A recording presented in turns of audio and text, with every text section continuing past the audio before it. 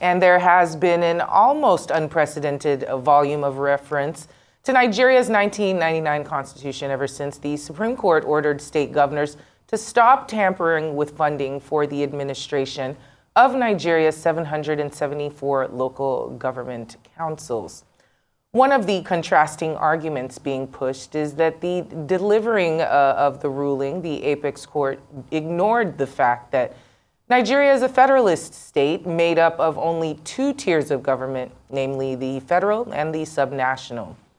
Those pushing that position say in the 1999 Federal Constitution of Nigeria, there is no reference to a third tier of government. Well, we are now being joined by Sam Onuigbo, a former member of the House of Representatives, to discuss how the local government autonomy, how it can be strengthened through the constitutional amendment, and the implication of the Supreme Court ruling on constitutional amendment itself. Many thanks for joining us. Thank you for joining us here on Newsday. Thank you for having me. Constitutional review is even more of an important subject for discussion ever since this ruling. What is your take on this, on how the ruling played out and the impact it will have for local governments and the federal?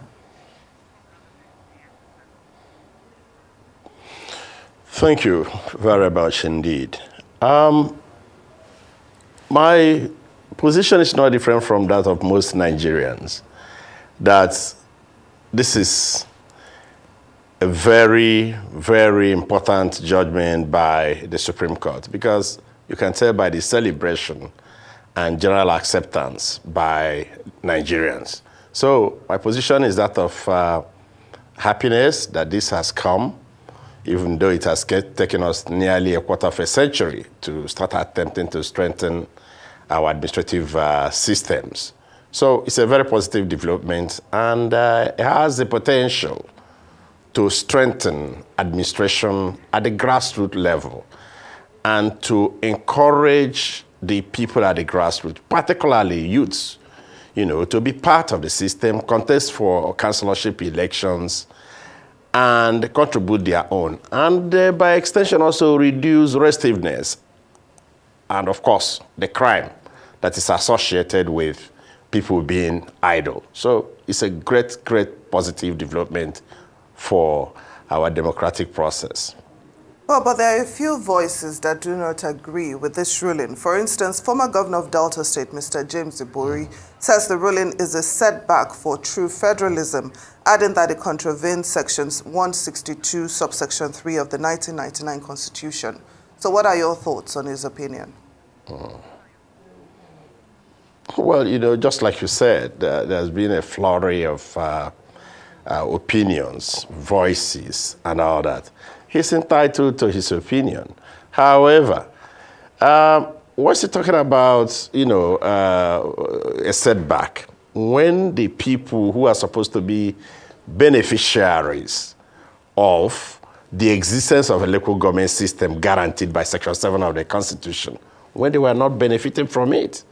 This judgment is intended to correct that and give access to the resources that are coming from federation account to the grassroots. And of course, empower the grassroots to participate. I'll probably, say, well, maybe due to the fact that he was a member of the class of 1999 to 2007, in the early days of the administration, I think they were giving free hand to local governments. But after Algon tried to, strengthen their position, when they demanded for, I think, 3 terms or 4 terms, when Senator Pius Pius was the Senate president, when they lost in that bid, the governors now managed to hold them down for this number of years. And by holding them down, they were also holding development at the grassroots down. So for me, I think it's a positive development. And of course, we are going to feel it very well, because I've been associated with local government administration for a very long time, long before now.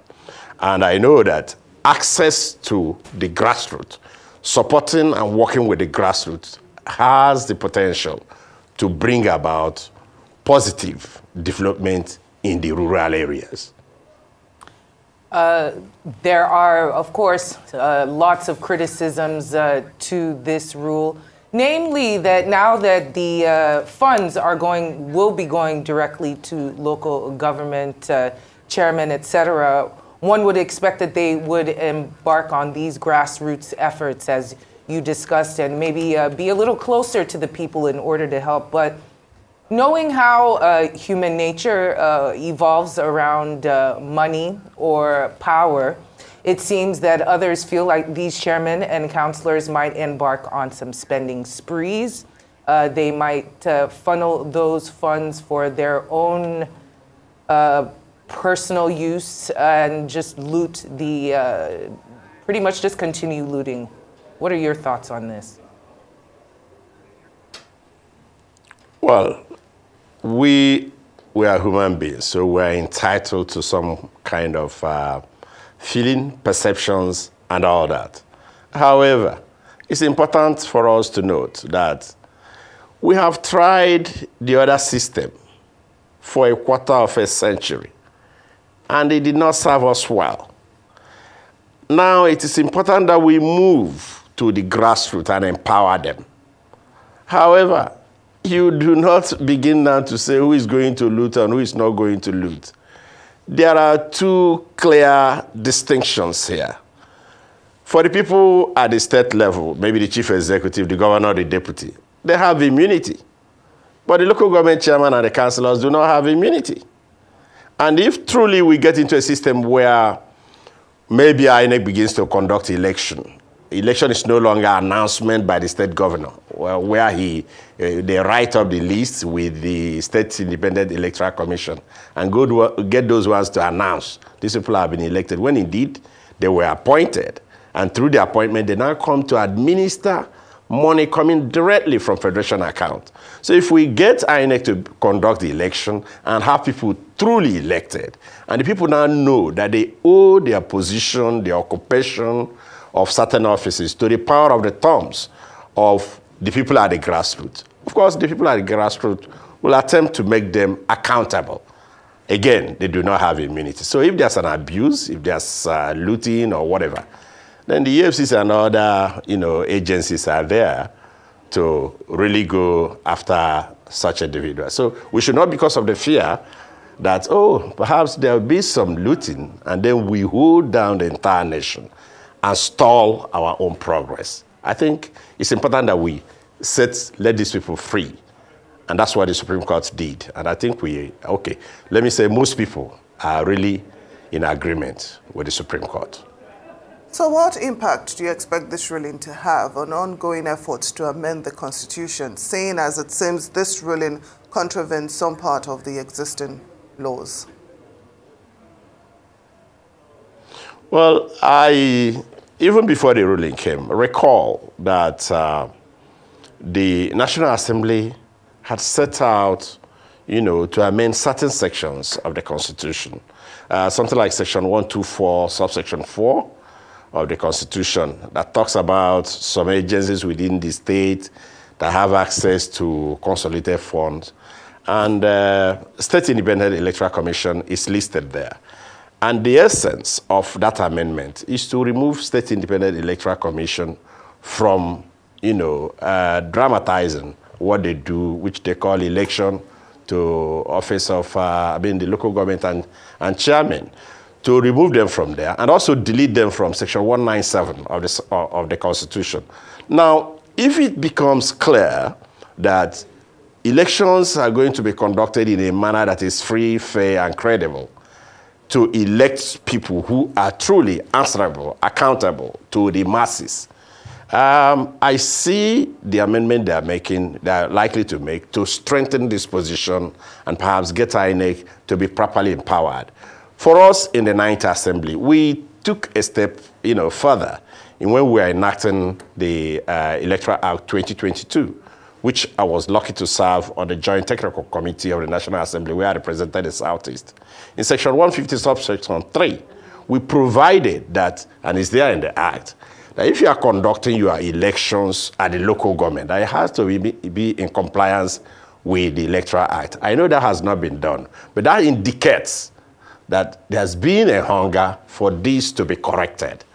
I think this National Assembly, 10th National Assembly, will go along and build on that and make it very easy and straightforward for people to know that they are truly running elections, not just simply announcing names, through the state independent electoral commissions. Of course, you have seen that over time, once a particular party is at the government house, and the state independent election announces that they're doing election, they always win 30 over 30, 27 over 27, and all that. I don't think it's entirely, correct to go along that line. And still keeping in line with this discussion about the elections, do you foresee this as the end of caretaker committees or local council development authorities, LCDAs? Do you see them becoming obsolete or functioning or non-functioning as a result of these judgments?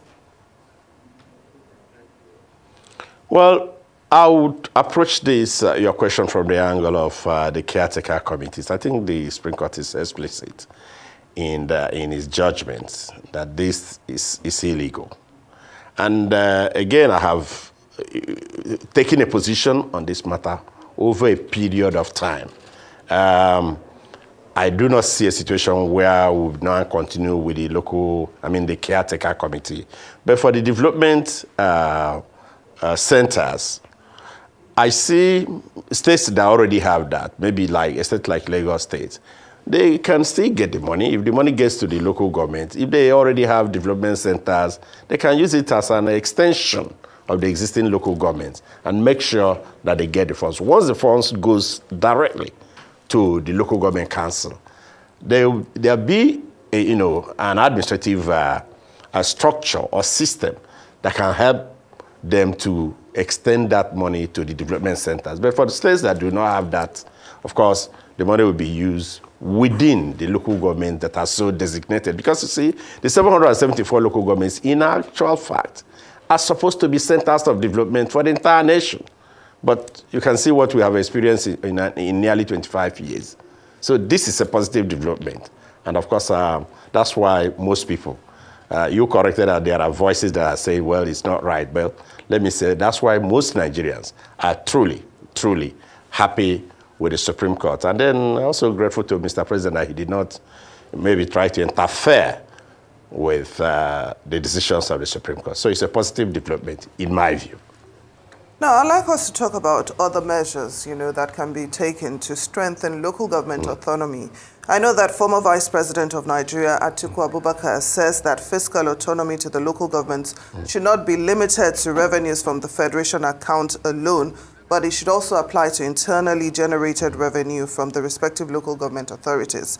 So how can this be achieved, with most state governors or state government in charge of maybe motor parks, outdoor advertising, and so on?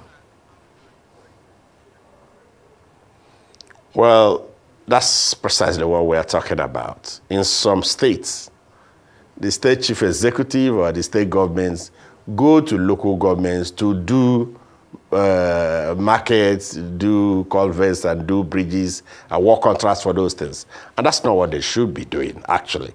So now that it's been clearly defined, I foresee a situation where the local governments are truly empowered to be able to do these things. I mentioned that one of the former governors, you said, felt that this is not going to be in order and all that. And I said, well, during the class of 1999, 2007, particularly between 1999 to 2003, local governments were doing so much in this country, keeping a lot of young people busy. But over time, they were stripped of this power. So I foresee a situation where we return to that, and even internally generated revenue, they can work out with the state government, a sharing formula. And I know that it's operational in a number of states, where revenues that are internally generated, both for the local government and the states, I think in one state or two, is being shared 60% for the local governments, 40% for the state, because the local governments constitute the state. I think they can work out something, and some things have already been worked out in a few states.